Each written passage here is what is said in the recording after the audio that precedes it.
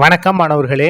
இந்த வீடியோவில் 8ஆம் வகுப்பு கணிதம் அலகு 5 வடிவியல் பயிற்சி 5இல் 3ல் 4வது கணக்கு பார்க்க போகிறோம். என்ன கொடுத்துருக்காங்க பாருங்க.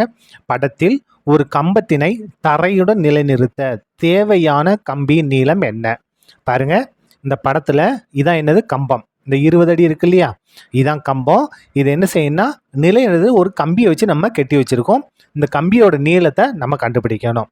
பாருங்க, இங்க கம்பத்தோட அடியிலிருந்து இந்த கயிறு இருக்கு, அந்த கம்பி இருக்கு இல்லையா, இது வரைக்கும் உள்ள தொலை எவ்வளோன்னா 15 அடி. அப்போ நம்ம என்ன கண்டுபிடிக்கணும்? இந்த எக்ஸோட மதிப்பை கண்டுபிடிக்கணும். முதல்ல இந்த முக்கோணத்துக்கு பேர் கொடுத்துருவோமா, ஏபிசி. இந்த செங்கோண முக்கோணத்தில் இந்த எக்ஸை நம்ம கண்டுபிடிக்கணும். செங்கோண முக்கோணம் ஏபிசியில், செங்கோண முக்கோணம் அப்படின்னாலே நம்ம எதை பயன்படுத்தணும்? பிதாகரஸ் தேற்றத்தை பயன்படுத்தணும். செங்கோண முக்கோணம் ஏபிசியில் பிதாகரஸ் தேற்றப்படி. பிதாகரஸ் தேற்றம்னா என்ன? கர்ணத்தின் வர்க்கமானது. எது கர்ணம்? இந்த செங்கோணத்திற்கு எதிரே இருக்கக்கூடிய பக்கம், செங்கோணத்துக்கு எதிரே இதுதான் கர்ணம். என்ன பாருங்க, ஏசி. அதை என்ன செய்யணும்? வர்க்கப்படுத்தணும். வர்க்கம்னா ஸ்கொயர் பண்ணணும்.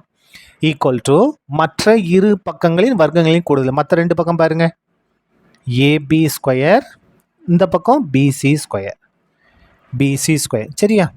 இந்த ஏசி தான் என்னது? X, X square equal to ஏபியோட மதிப்பு 20 அடுக்கு 2, பிசி பாருங்கள், பிசியோட மதிப்பு 15 அடுக்கு 2.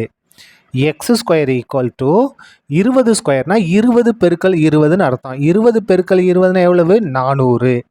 20 2 தடவை எழுதி பாருங்கன்னா 400. 15 ஸ்கொயர்னா 15 பெருக்கல் 15 225. எக்ஸ் ஸ்கொயர் ஈக்குவல் டு 400ஐயும் 225 கூட்டினா 625. இப்போ பாருங்கள், எக்ஸ் ஈக்குவல் டு, நமக்கு எக்ஸ் ஸ்கொயர் வேண்டாம், எக்ஸ் தான் வேணும். அப்போ இங்கே ஸ்கொயரை கட் பண்ணால் அங்கே என்ன வரணும்? ஸ்கொயர் ரூட் வரணும், 625.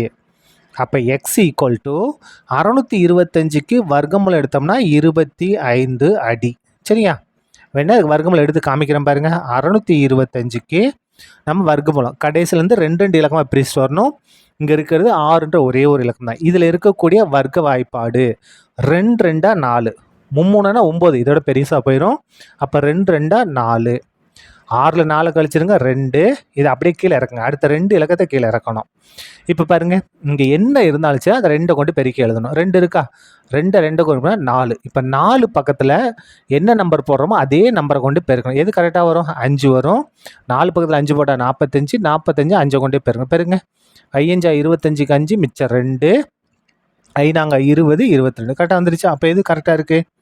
இங்கேயும் 5 போடணும், இங்கேயும் 5 போடணும். என்ன வந்திருக்கு? 225. ஆன்சர் 0 வந்திருக்கு. அப்போது 625ஓட வர்க்கம் மூலம் 25 அடி.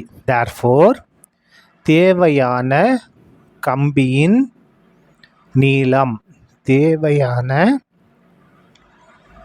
கம்பியின் நீளம் எவ்வளோ? கம்பியோட நீளம் 25 அடி. சரியா? அவ்வளோதான், இந்த கணக்கு முடிந்தது. நன்றி.